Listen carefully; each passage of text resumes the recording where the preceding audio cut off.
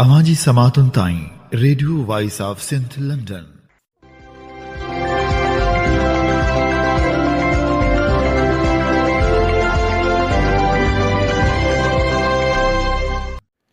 आम्ही ॿुधी रहिया आहियो radio voice of Sindh London. अवांजी ख़िदमत में प्रोग्राम पेश कजे थो ख़बरुनि जी दुनिया 5 नवंबर 2025 अरबा जे ॾींहुं प्रोग्राम ख़बरुनि जी दुनिया साण करे आऊं अवांजी ख़िदमत में हाज़ुर आवां पंहिंजो मेज़बान हबीब लगारी। सभ खां पहिरियां पेश करियूं था ख़ासि ख़बरूं। गनी अमानी सरमद मीराणी जी बरियत वारो फ़ैसिलो कलदम करार, जेल कस्टडी हवाले। क़ौमपरस्त जमायतनि पारां जबरी गुमशुदगियुनि अदालत खां मथां क़त्ल ऐं 27 आइनी तरमीम ख़िलाफ़ 9 नवंबर आचर ॾिहाड़े सॼी सिंध में एहतजाजी मुज़ाहिरनि जो ऐलान। तहरीक तहफ़ुज़ आइन पाकिस्तान जो 14 नवंबर ते हैदराबाद में जलसे जो ऐलान। मुल्क में आइने क़ानून जी बालादस्ती लाइ अवामी तहरीक शुरू करण जो फ़ैसिलो। UNPO पारां कराची में सिंधी शागिर्द अॻुवाण जी जबरी गुमशुदगी ते ॻणती जो इज़हार। वर्ल्ड सिंधी कांग्रेस 27 आइनी तरमीम जी मुखालफ़त करे छॾी। 27 आइनी तरमीम सूबाई ख़ुदमुख़्तियारी ऐं इंसानी हक़नि ते खुलियल हमिलो करार।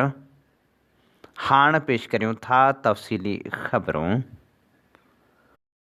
CTD पारां गनी अमान ऐं सरमद मीराणी वारे मामले ते सिंध हाई कोर्ट में अपील दाख़िल कई वई हुई। अदालती फ़ैसिले ख़िलाफ़ दाख़िल कयल अपील ते सिंध हाई कोर्ट फ़ैसिलो ॿुधाईंदे बरियत वारे फ़ैसिले खे कलदम करार ॾेई छॾियो। जॾहिं त सिंध हाई कोर्ट ॿिन्ही खे दहशतगर्दीअ जे अंत वारी अदालत में पेश करण जो हुकुम ॾिनो, जंहिं खां पोइ ॿिन्ही खे CTD पारां अदालत में पेश कयो वियो। अदालत में पेशी दौरान जॾहिं जज गनी अमान खां पुछियो त छा कंदा आहियो, त हुन जवाबु ॾिनो, आउं शाह अब्दुल लतीफ़ भिटाए जो पारखू आहियां। जॾहिं त अदालत ॿिन्ही खे जेल कस्टडी हवाले करण जो हुकुम ॾिनो।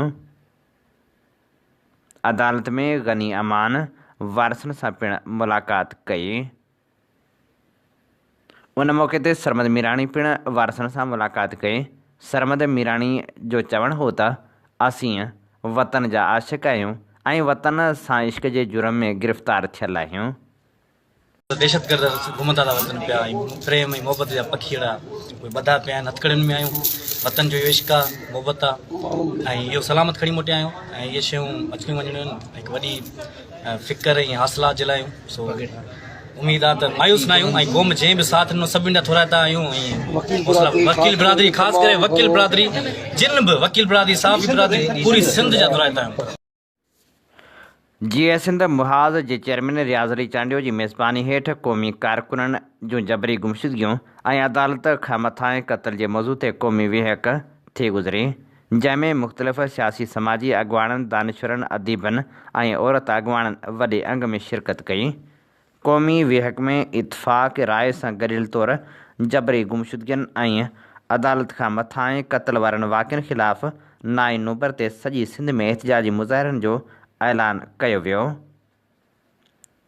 उन मौक़े ते GA सिंध मुहाज़ जे चेयरमैन डॉक्टर रियाज़ अली चांडियो, जस्कम शहीद बशीर कुरैशी जे चेयरमैन डॉक्टर नियाज़ कालाणी, नामियारे दानिशवर ऐं लेखक जामी चांडियो, SUP अॻुवान रोशन अली बुरड़ो, GA सिंध क़ौमी पार्टी जे मोहम्मद अली खुश्क, GA सिंध तहरीक जे अॻुवान अनवर बुर्दी, सिंध हारी तहरीक जे अॻुवान अहमद नवाज़ इनकलाबी, क़ौमी अवामी तहरीक जे Altaf Khaskheli, human rights commission अॻुवान पुष्पा कुमारी, GA सिंध मुहाज़ जे वाइस चेयरमैन नवाज़ शाह भाॾाई, जस्कम शहीद बशीर जे अॻुवान पुनहल सारियो, GA सिंध नारी तहरीक जी अॻुवान कामरेड फरीदा बलोच, GA सिंध मुहाज़ जे अॻुवान पुनहल जमाली, डॉक्टर खुशहाल कालाणी, इबरार मोराई, मुमताज़ आरिसर, हैदर ख़ान चांडियो, परवेज़ सिंधू, माजिद भुट्टो, नरेश कुमार, मुस्तफ़ा उमराणी ऐं ॿियनि शिरकत कई।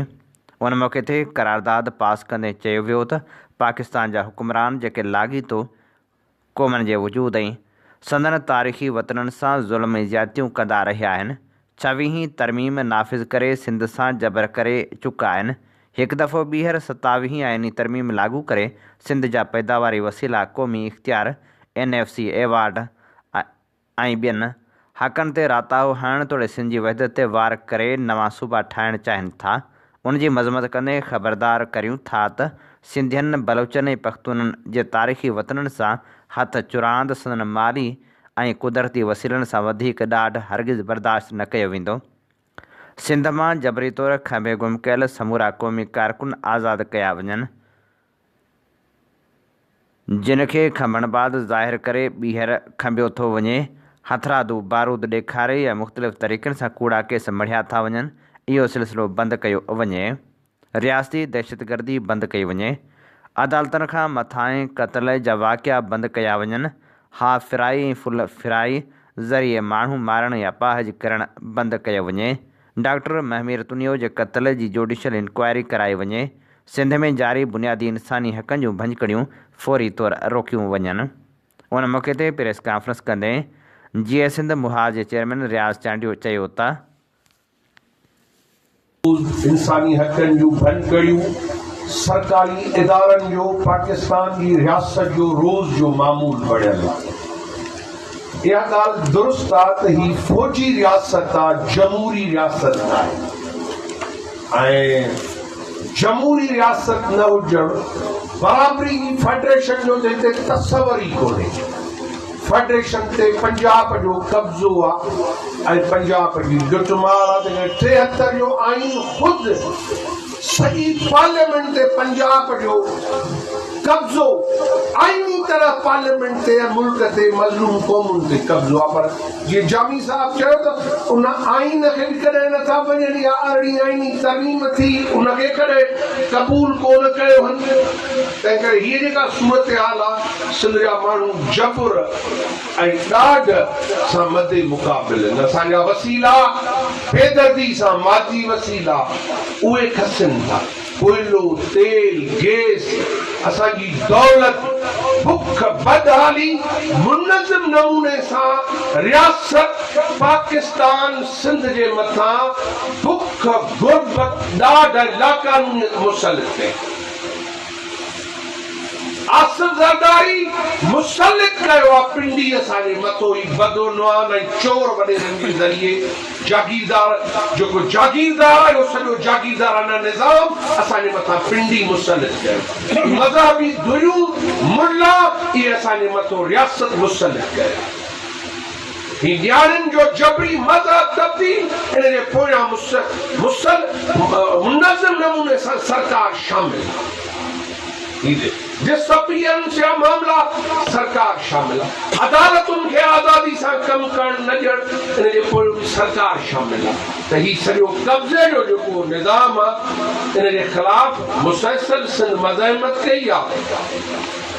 ऐं 9 नवंबर ते गॾियल सलाह मशवरे सां 9 नवंबर ते सॼी सिंध में जबरी गुमशुदगियुनि जे ख़िलाफ़ अदालतुनि खां मथां क़त्लनि जे ख़िलाफ़ ऐं मुतविका जेका 27 आईनी तरमीम ही बिलावल ज़रदारी ऐं फज़ुल रहमान ही जेको माहौल ठाहिनि था, इहा सॼी जो सॼी ब्लैकमेलिंग फोर्स जो नालो जेको आहे उहो बिलावल ज़रदारी ऐं मौलाना फज़ुल रहमान आहे।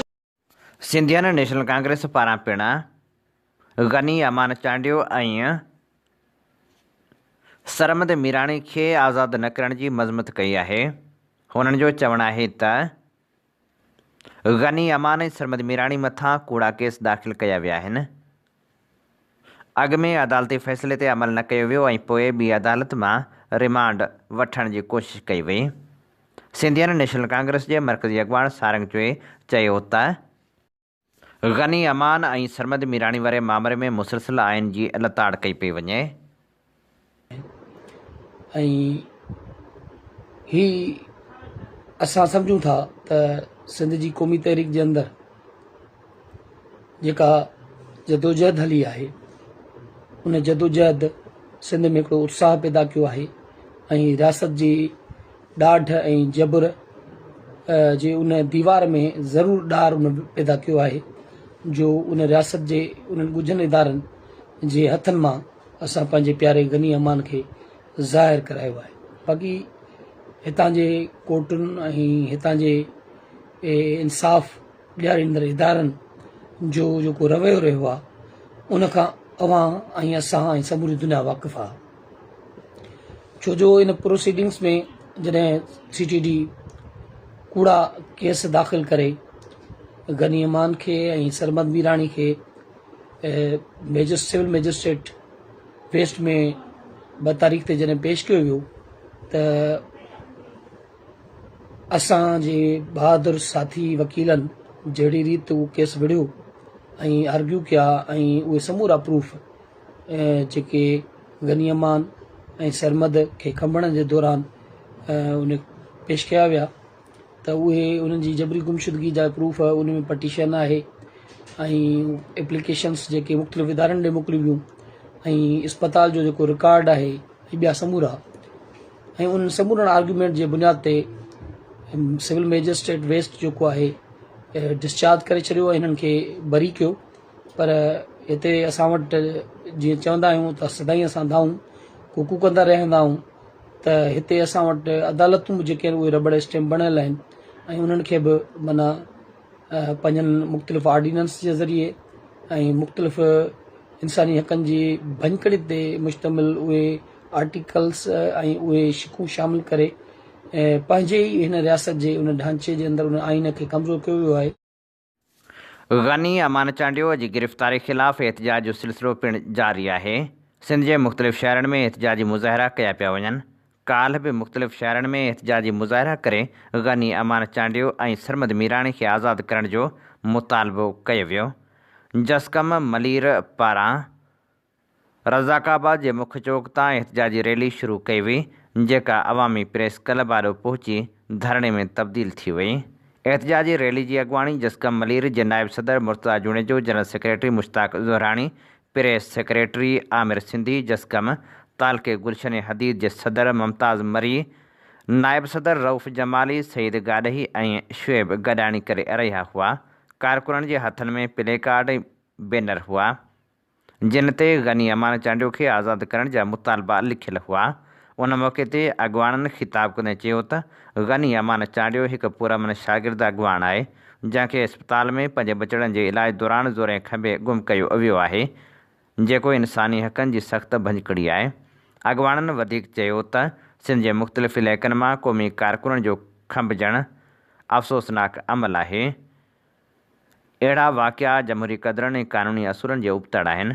हुननि मुतालबो कयो त गनी अमान चांडियो खे फ़ौरी तौरु ज़ाहिर करे अदालत में पेश कयो वञे ऐं क़ौमी कारकुननि ख़िलाफ़ अहिड़ियुनि कार्रवाइनि खे रोकियो वञे। एहतजाज कंदड़नि ख़बरदार कयो त जेकॾहिं गिरफ़्तार शागिर्द अॻुवाणनि खे जल्द ज़ाहिर न कयो वियो त एहतजाज जो दाइरो सॼी सिंध ताईं वधायो वेंदो। मेहरापुर में पिणु सिंधियन नेशनल कांग्रेस पारां गनी अमान चांडियो ऐं सरमद मीराणी जी आज़ादी लाइ एहतजाजी मुज़ाहिरो कयो वियो जंहिंजी अॻुवाणी ज़मीर मेमण, नमान सहतो ऐं ॿिया करे रहिया हुआ। उन मौक़े ते अॻुवाणनि मुतालबो कयो त फ़ौरी तौर ते गनी अमान खे आज़ादु कयो वञे। गैर नुमाइंदा क़ौमनि जे लाइ जाखोड़ींदड़ आलमी तनज़ीम UNPO पारां कराची में सिंधी शागिर्द अॻुवाण जी जबरी गुमशुदगी ते ॻणती जो इज़हार कयो वियो आहे। UNPO कराची में सिंधियन नेशनल स्टूडेंट्स फेडरेशन जे मरकज़ी चीफ ऑर्गेनाइज़र गनी अमान चांडियो जे खंभिजण ते सख़्त ॻणती जो इज़हार कयो आहे। UNPO पारां चयो वियो आहे त गनी अमान चांडियो खे खंभण वारे वाक़िए ते ॻणती आहे जंहिंखे सिविल कपिड़नि में मलबूस अणॼातल माण्हू ज़ोरी अस्पताल मां खंभे खणी विया। रियासती इदारनि सां लाॻापियल माण्हुनि अस्पताल जे अहाते मां गनी अमान चांडियो खे खंभियो, खेसि अखियूं ॿधी ज़बरदस्ती खंयो वियो। उन्हनि जा मोबाइल फ़ोन पिणु ज़ब्त कया विया। अस्पताल जा CCTV कैमराऊं ऐं उन्हनि जा रिकॉर्ड तहवील में वरिता विया। जबरी गुमशुदगी ते एमनेस्टी इंटरनेशनल, इंसानी हक़नि जी कमीशन ऐं केतिरनि ई शागिर्द इंसानी हक़नि वारनि तनज़ीमनि सख़्त रद्द अमल ॾेखारियो आहे। UNPO चयो आहे त हीउ वाक़ियो को अलॻि वाक़ियो न आहे, पर उहो रियासी सतह ते मुनज़म तौर ते सिंधी, बलोच ऐं ॿियनि अक़लियती कारकुननि ते थींदड़ डिघे अरसे वारी ॾाढाई धमकियुनि ऐं जबर जो हिसो आहे। सालनि खां शागिर्दनि, साफ़िन ऐं इंसानी हक़नि जे कारकुननि खे बेसबब गिरफ़्तार कयो पियो वञे, उन जूं जबरी गुमशुदगियूं कयूं पियूं वञनि ऐं उन्हनि खे हिरासां कयो पियो वञे। गनी अमान चांडियो जे खमिजण बाद सिंध जे मुख़्तलिफ़ शहरनि में एहतिजाजी मुज़ाहिरा ऐं धरना हया विया आहिनि, जिते सिविल सोसाइटी, शागिर्द तनज़ीमूं, इंसानी हक़नि जा कारकुन फ़ौरी बाज़ियाबी ऐं हिकु आज़ादु गैर जानिबदार जाच जो मुतालबो करे रहिया आहिनि। उहे मुज़ाहिरा सिंध जे माण्हुनि में वधंदड़ बेचैनी ऐं क़ानूनी एहतिसाब जी खोट ते एहतिजाज जो इज़हार आहिनि। UNPO ज़ोर भरियो त कंहिं बि कारकुन, ख़ासि तौर ते समाजी इंसाफ़ लाइ जदोजहद कंदड़ शागिर्द अॻुवाण जो अगवा न रुॻो उन फ़र्द ते पर पूरे शहरी समाज ते हमिलो आहे। अहिड़ियूं हरकतूं शागिर्द तहरीकनि खे दॿाइण ऐं जमहूरियत जे बुनियादनि खे कमज़ोर करण जी कोशिश आहिनि, जेके शहरियुनि ऐं इदारनि जे विच में एतमाद ख़तमु कनि थियूं। UNPO मुतालबो कयो त पाकिस्तान खे घुरिजे त हू पंहिंजे बैन अक़वामी इंसानी हक़नि जी ज़िम्मेवारियुनि ते अमल करे ऐं उन्हनि सभिनी माण्हुनि जे तहफ़ुज़ जी ज़मानत ॾिए जेके पुरअमन तरीक़े सां बुनियादी आज़ादी ऐं इंसानी वक़ार लाइ जदोजहद करे रहिया आहिनि। तहरीक तहफ़ुज़ आईन पाकिस्तान जे अॻुवाणनि कराची प्रेस क्लब में गॾियल प्रेस कॉन्फ्रेंस कंदे ऐलान कयो त 14 नवंबर ते हैदराबाद बाईपास ते तारीख़ी जलसो कयो वेंदो, जंहिंमें तहरीक तहफ़ुज़ आईन पाकिस्तान ऐं पाकिस्तान तहरीक इंसाफ़ जा मरकज़ी अॻुवाण शिरकत कंदा।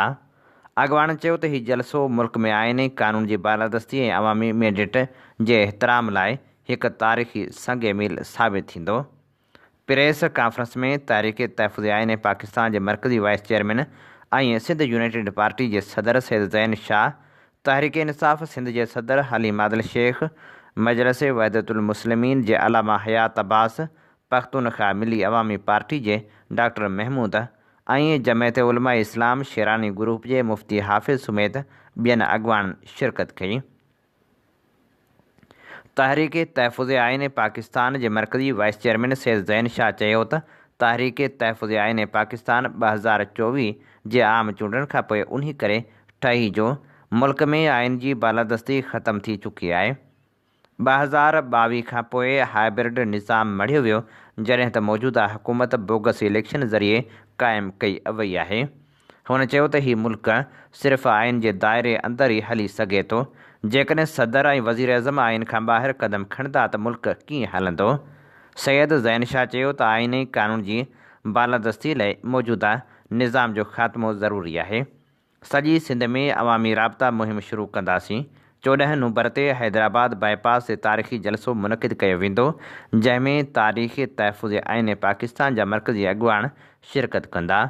हुन चयो त जेकॾहिं पार्लियामानी निज़ाम खे तब्दील करे सदारती निज़ाम आणण जी कोशिश कई वई त भरपूर मुखालफ़त कंदासीं। आम चूंडनि में अवाम जे मैंडेट ते धाड़ो हयो वियो, अवाम जो मैंडेट चोरी कयो वियो।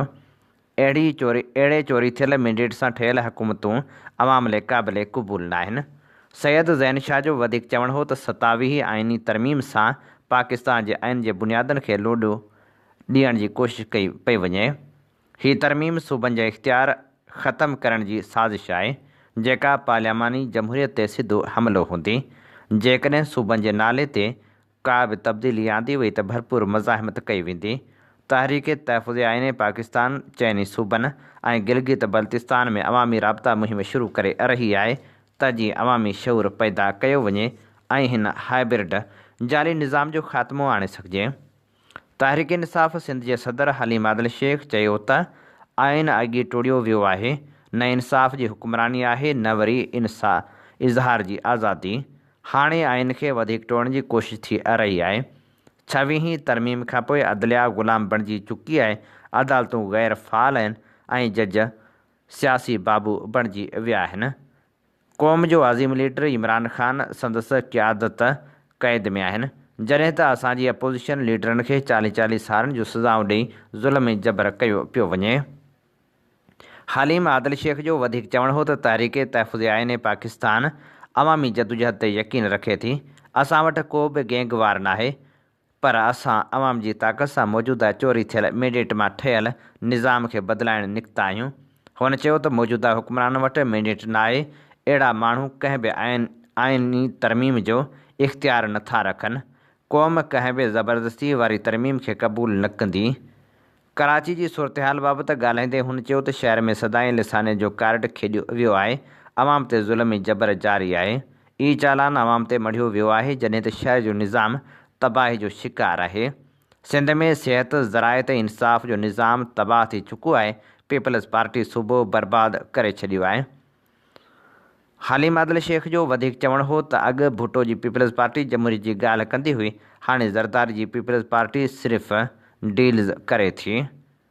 मजलिस वहदतुल मुस्लिमीन जे अलामा हयात अब्बास चयो त हुकूमत ज़ुल्म ते क़ाइमु नथी रही सघे। असां तहरीक तहफ़ुज़ आइन पाकिस्तान जी हर तहरीक सां गॾु आहियूं त जीअं अवाम खे उन्हनि जा जाइज़ हक़ मिली सघनि। पख्तूनख्वा मिली अवामी पार्टीअ जे डॉक्टर महमूद चयो त चोरी जे मैंडेट सां आयल हुकूमतूं नाक़ाबिले क़बूल आहिनि। सियासी क़ैदियुनि जी आज़ादी ऐं आइन जी बालादस्ती लाइ असां तहरीक सां गॾु आहियूं। जमायत उलमा इस्लाम शिरानी ग्रुप जे मुफ्ती हाफ़िज़ चयो त मौजूदा निज़ाम सिलेक्टेड आहे, अवामी नाहे। अवाम ते जबर तशदुद ऐं मुआशी क़त्ल जारी आहे। कराची जा शहरी बुनियादी सहूलतुनि खां महरूम आहिनि ऐं डंपर माफ़िया माण्हुनि जूं ज़िंदगियूं खसे रही आहे। अॻवाननि चयो त तहरीक तहफ़ुज़ आइन पाकिस्तान मुल्क में आइन क़ानून ऐं जमहूरी जी बालादस्ती लाइ अवामी जदोजहद जारी रखंदी। 14 नवंबर जो हैदराबाद जो जलसो इन तहरीक जो तारीख़ी आगाज़ हूंदो, जंहिंमें अवाम जा हक़ीक़ी नुमाइंदा शरीक थींदा। अवामी तहरीक जे अॻवाननि चयो आहे त 27वीं आइनी तरमीम सिंध जे वजूद मथां कहरी वार ऐं हमिलो आहे। रथियल आइनी तरमीम वसीले वफ़ाक़ खे सूबा ठाहिण जो इख़्तियार ॾेई मुल्क में शामिल क़ौमुनि जे तारीख़ी वजूद ऐं पाकिस्तान में शामिल तारीख़ी क़ौमुनि जी सक़ाफ़त, ॿोली, कल्चर ऐं तहज़ीब खे ख़तमु करणु बराबरि आहे। अहिड़नि ख़्यालनि जो इज़हार अवामी तहरीक जे मरकज़ी राब्ता सेक्रेटरी लाल जरवार, अमीर बख़्श जरवार, ख़ैर मोहम्मद चांडियो, वज़ीर चांडियो, अवामी राब्ता मुहिम जे सिलसिले में दौलत मोड़, इब्राहिम चांडियो ऐं ॻोठ चाकर चांडियो में कार्नर गरजाणियुनि खे ख़िताब कंदे कयो। अॻवाननि वधीक चयो त 27वीं आइनी तरमीम वसीले पाकिस्तान जे ख़ालिक़ सूबे सिंध ऐं सिंधी क़ौम जी तारीख़ी तहज़ीबी, ॿोली ऐं सुञाणप खे ख़तमु करण जूं तयारियूं कयूं पियूं वञनि। नवाज़ लीग ऐं पीपल्स पार्टी जमहूरीअ जे नाले में मुल्क मथां राताहो हणी बदतरीन आमृत मड़ी छॾी आहे। अॻवाननि जो वधीक चवणु हो त 27वीं आइनी तरमीम वसीले सिंध खे टुकरनि में विरहाए कराची ऐं हैदराबाद इस्टेब्लिशमेंट जे पालियल दहशतगर्द टोले MQM खे ॾियनि ऐं बाक़ी ज़िला पंहिंजनि सहूलियतकार ऐं वफ़ादार जागीरदारनि सरदारनि वॾेरनि खे इनाम में ॾिना वेंदा। सिंध किरोड़े बाशूर सिंधियुनि जो तारीख़ी वतन आहे। उनखे टुकरनि में विरहाइण वारनि मनसूबनि खे सिंध जो अवाम पुरमन जमहूरी जदोजहद वसीले नाकाम बणाईंदो। हुननि वधीक चयो त सिंध खे टुकड़ा टुकड़ा करे दहशतगर्दनि ऐं सरदारनि हवाले करण ख़िलाफ़ 16 नवंबर ते सिंधियाणी तहरीक ऐं अवामी तहरीक तरफ़ां सिटी गेट हैदराबाद खां प्रेस क्लब ताईं पुरमन मार्च कयो वेंदो, जंहिंमें सॼी सिंध मां लखें औरतूं, मर्द, ॿार, ॿुढा, शागिर्द, सहाफ़ी, वकील, अदीब, शाइर शिरकत कंदा। अॻवाननि सिंधी अवाम खे अपील कई त पंहिंजे तारीख़ी वतन सिंध जो वजूद, क़ौमी सुञाणप ऐं वसीला बचाइण लाइ उथी खड़ा थियनि। क़ौमी अवामी तहरीक ज़िले हैदराबाद पारां तालुक़े लतीफ़ाबाद जे ॻोठ चैनल मोरी UC 94 हुसड़ी में अहम गरजाणी मुनक़िद कई वई, जंहिंमें सोलंगी बिरादरी सां वास्तो रखंदड़ माण्हुनि क़ौमी अवामी तहरीक में शमूलियत कई। इजलास में क़ौमी अवामी तहरीक जे मरकज़ी अॻवान एडवोकेट ज़ाहिद बंबरो, ज़िले सदर नज़ीर बुलेदी, ज़िले जनरल सेक्रेटरी माशूक चांडियो, तालुका सदर रवाल सियाल जी मौजूदगी में शमूलियत कई वई। उन मौक़े ते ख़िताब कंदे अॻवान चयो त रोज़ाने जे बुनियाद ते सवें माण्हू क़ौमी अवामी तहरीक सां जुड़ी रहिया आहिनि। उन मौक़े ते 9 यूनिट पिणु क़ाइमु कयो वियो, जंहिं लाइ ख़ुदा ॾिनो सोलंगी सदर, अली मोहम्मद सोलंगी सीनियर नायब सदर, जुमन सोलंगी नायब सदर ऐं ॿिया उहिदेदार चूंडिया विया। वर्ल्ड सिंधी कांग्रेस पारां 27वीं आइनी तरमीम जी सख़्त मज़मत कंदे सूबाई ख़ुदमुख़्तियारी इंसानी हक़नि ते खुलियल हमिलो क़रार ॾिनो वियो आहे। वर्ल्ड सिंधी कांग्रेस चेतावनी ॾिनो आहे त हीअ तरमीम सिंधी बलोच ऐं पठाण क़ौमुनि खे संदन वसीलनि ऐं तारीख़ी हक़नि खां महरूम कंदी। वर्ल्ड सिंधी कांग्रेस पाकिस्तानी हुकूमत पारां तजवीज़ कयल 27वीं आइनी तरमीम जी सख़्त लफ़्ज़नि में मज़म्मत कंदे चयो आहे त इहा हिकु जबर ते ॿधल ऐं मुनज़म रीत कई वियल कोशिश आहे जंहिंजो मक़सदु सूबनि जे हक़नि खे ख़तमु करे मर्कज़ में ॿीहर इख़्तियार गॾु करणु आहे। हीअ तजवीज़ पाकिस्तान जे वफ़ाक़ी ढांचे ऐं तारीख़ी क़ौमुनि जे हक़नि ते सिधो हमिलो आहे। रिपोर्टनि मूजिबि तजवीज़ कयल तरमीम में सूबनि जे क़ौमी मालियाती कमीशन यानी NFC एवार्ड में मुक़ररु हिसे जी आइनी ज़मानत ख़तमु करणु ऐं तालीम सिहत आबादी जी मनसूबाबंदी ऐं कुदरती वसीलनि जहिड़नि मामलनि खे ॿीहर वफ़ाक़ ॾांहुं मुंतक़िल करणु शामिलु आहे।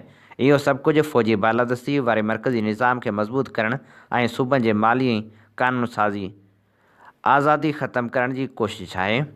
वर्ल्ड सिंधी कांग्रेस जे इंफॉर्मेशन सेक्रेटरी सग़ीर शेख चयो त हीअ नाम निहाद 27वीं तरमीम हक़ीक़त में हिकु आइनी बग़ावत आहे जंहिंजो मक़सदु फ़ौजी बालादस्ती खे शहरी परदे में क़ानूनी तहफ़ुज़ ॾियणु आहे।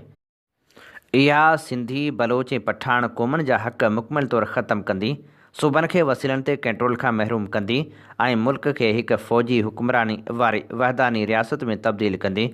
इहो न रुॻो आइनी वफ़ाक़ी रूहनि जी भंजकड़ी आहे पर पाकिस्तान जे बैनुल अक़वामी क़ानून तहत इंसानी हक़नि जे ज़िम्मेवारियुनि जी पिणु ख़िलाफ़ वर्ज़ी आहे। वर्ल्ड सिंधी कांग्रेस खे ख़ासि तौर ते अफ़सोस आहे त पीपल्स पार्टी जेका पाण जमहूरियत ऐं सूबाई ख़ुदमुख़्तियारी जी अलमबरदार तौरु दावा कंदी रहे थी उहा हिन आमराणी तरमीम जी हिमायत ते ग़ौर करे रही आहे। अहिड़ो क़दम सिंध जे माण्हुनि सां गद्दारी हूंदो। वर्ल्ड सिंधी कांग्रेस चयो आहे त हीअ तरमीम गैर पंजाबी क़ौमुनि जे सियासी महरूमी मुआशी फुरमार सक़ाफ़ती जबर खे वधीक वधाईंदी जॾहिं त मुल्क में अॻमी जबरी गुमशुदगियुनि गैर क़ानूनी क़त्लनि ऐं ज़मीनुनि जे कब्ज़े जहिड़ा संगीन इंसानी हक़नि जा मसइला मौजूदु आहिनि। हीअ तरमीम पाकिस्तान जे अॻे कमज़ोर वफ़ाक़ी निज़ाम खे मुकमल तौर ते तबाह कंदी ऐं फ़ौजी हुक्मरान तबिके जे हिकु सूबे ते ॿधल बालदस्ती खे क़ानूनी शक्ल ॾींदी। सिंध बलूचिस्तान ऐं ख़ैबर पख्तूनख्वा जा माण्हू हिन आमराणे मनसूबे खे रद्द कनि था ऐं उन जे ख़िलाफ़ हर जमहूरी ऐं पुरअमन मज़ाहिमत कंदा। वर्ल्ड सिंधी कांग्रेस सभिनी जमहूरी ताक़तनि इंसानी हक़नि जे मुहाफ़िज़नि सिविल सोसाइटी जे तनज़ीमनि ऐं सिंध समेत ॿियनि मसलूम क़ौमुनि जे सियासी जमायतनि खे अपील करे थी त हू हिन फ़ौजी मनसूबाबंदी ख़िलाफ़ गॾु थी मज़ाहिमत कनि। कराची जी गुलशन इक़बाल पुलिस हथां मारिजी वियल डॉक्टर महमीर तुनियो जे मुबैना पुलिस मुक़ाबले में मारिजण वारे वाक़े ख़िलाफ़ तुनिया बिरादरी पारां मेहड़ में एहतजाजी मुज़ाहिरो कयो वियो। मेहड़ में कयल एहतजाजी मुज़ाहिरे जी अॻुवाणी रफ़ीक़ तुनियो, ग़ुलाम हैदर तुनियो, मज़हर हुसैन, लाला यूसुफ तुनियो, नवीद तुनियो ऐं ॿिया करे रहिया हुआ। दुआ जा हथ चौक खां घंटाघर ऐं नेशनल प्रेस क्लब मेहड़ ताईं रैली कढी एहतजाजी मुज़ाहिरो कयो वियो। उन मौक़े ते अॻुवाणनि मुतालबो कयो त फ़ौरी तौर ते जवाबदारनि खे गिरफ़्तार कयो वञे। जामशोरे मां 5 साल अॻु मुबैना तौरु खंभे गुम कयल नौजवान सर्वेच नुहाणी जो अञा ताईं पतो पइजी न सघियो जंहिंजे करे संदसि वारिस सख़्तु परेशान आहिनि। सर्वेच नुहाणी जे घर भातियुनि ॻाल्हाईंदे चयो त 5 साल गुज़रण बावजूदि असांजो नौजवान लापता आहे। उन बाबति न पुलिस का आग भराई ॾेखारे थी न वरी लाॻापियल इदारनि को अमली क़दम खंयो आहे। वारसनि पारां आला इख़्तियारनि खां मुतालबो कयो वियो त सर्वेच नुहाणी खे जल्द आज़ादु कयो वञे ऐं बेचैनी ख़तमु कई वञे। रियासती इदारनि हथां खंभे गुम कयल पठान ख़ान ज़ोहराणी जी जबरी गुमशुदगी खे 6 साल मुकमल थियण ते ऐं समूरी सिंध मां खंभे गुम कयल अयूब कांदड़ो, मुर्तज़ा जुणेजो, इंसाफ़ दायो, काशिफ टगड़, सर्वेच नुहाणी, मोहसिन मगसी, हमीद रिंद, मुज़मिल चन्ना, आफ्ताब लगारी, तालिब लगारी, आशिक़ मगसी समेत समूरनि खंभे गुम कयल क़ौमी कारकुन जी आज़ादी लाइ मलीर प्रेस क्लब अॻियां नाए नूबर ते एहतजाजी कैंप क़ाइमु कई वेंदी। जसकम आरिसर पारां ऐं voice for missing persons of Sindh पारां क़ाइमु थींदड़ एहतजाजी कैंप में सिंध जे समूरनि क़ौमी तनज़ीमनि जे कारकुननि, अदीबनि, सञावदनि ऐं शऊर रखंदड़ माण्हुनि खे शिरकत जी अपील कई वई आहे। खैरपुर भरिसां मुबीना तौरु अगवा थियल 3 ॼणा बाज़ियाब न थिया। वारसनि जो SSP ऑफिस आॾो एहतजाज। मुज़ाहिरीन अल्ताफ़ जागिराणी, सद्दाम ज़मीर ऐं ॿियनि एहतजाज कयो, जॾहिं त मुज़ाहिरीन जो चवणु हो त 3 ॾींहं अॻु जवाबदारनि हथियारनि जे ज़ोर ते शमन फिदा ऐं सजाद जागिराणी खे अगवा कयो हो। DSP आॾो दाहियो आहे, पर पुलिस जवाबदारनि ख़िलाफ़ कार्रवाई नथी करे। असांजे 3 ॼणनि खे फौरी तौर ते बाज़ियाब करायो वञे। कलोई में थर सिटीज़न फोरम जो इजलास मुनक़िद थियो, जंहिंमें थरपारकर जे 7 तालुक़नि में क्लाइमेट मार्च करण जो ऐलान कयो वियो। थर सिटीज़न फोरम जे चेयरमैन उभायो जुणेजो ऐं उज़मा अबड़िंग जी अॻुवाणी में गॾिजाणी मुनक़िद थी। 24 नवंबर खां मौसमी तब्दीली ख़िलाफ़ रैलियूं कढण जो फ़ैसिलो कयो वियो। अॻुवाणनि चयो त थर में माहौलियाती आलूदगी, कोयले जा अणरजिस्टर भठा ऐं गर्मी पद वधण इलाइक़े लाइ वॾो ख़तरो बणियलु आहे। उमरकोट में ज़रई यूनिवर्सिटी सब कैंपस मुलाज़िमनि खे पघारूं न मिलियूं। पघारूं न मिलण ख़िलाफ़ मुज़ाहिरीन 3 तलवार चौक खां प्रेस क्लब ताईं एहतजाजी रैली कढी। उन मौक़े ते मोहम्मद सलीम चांग, डॉक्टर शुएब हकड़ो, असलम पीरज़ादो, रहमत ऐं ॿियनि चयो त पघारनि जी अदायगी न थियण सबबि क्लास बंदि आहिनि। शागिर्दनि जी तालीम सख़्तु मुतासिर थी रही आहे। हुननि मुतालबो कयो त फौरी तौर ते पघारूं ॾेई परेशानियुनि खां बचायो वञे। बदीन में टमाटे जो बम्पर फसल लहण शर्त, अघु टके धड़ी आबादगारनि जा हथ मथे ते अची विया। बदीन ज़िले जे 2 शहरनि जियां ॿुढे कमराणी में बि वॾे मिक़दार में टमाटे जो फसल लही चुको आहे, पर हुकूमत जे ग़लति पॉलिसियुनि सबबि ओचितो टमाटे जो अघु 30 रुपया किलो ताईं पहुची वियो आहे। टमाटे जे पोखियल फसल में फ़ी एकड़ ते खेड़ी, बीज, दवाऊं, भाण समेत लखें रुपया ख़र्च अचे थो, पर उन बावजूदि अघु न पियो वधायो वञे। आबादगारनि चयो आहे त टमाटो ॿाहिरि मोकिले वॾो नाणो कमाए सघिजे थो, पर अक़ल खां वांझियल हुक्मराननि सिंध जे आबादगारनि खे टमाटे जा मुनासिब अघ न ॾेई तबाह करे छॾियो आहे। हीअ असीं अव्हांजी ख़िदमत में पेश करे रहिया हुआसीं ख़बरूं। इन्ही ते ई प्रोग्राम ख़बरुनि जी दुनिया जो वक़्तु पुॼाणी ते पहुचे थो। पंहिंजे मेज़बान हबीब लगारी खे ॾींदा इजाज़त। जॾहिं पेर तेॾहिं ख़ैरु। अवां जी समातुनि ताईं radio voice of Sindh London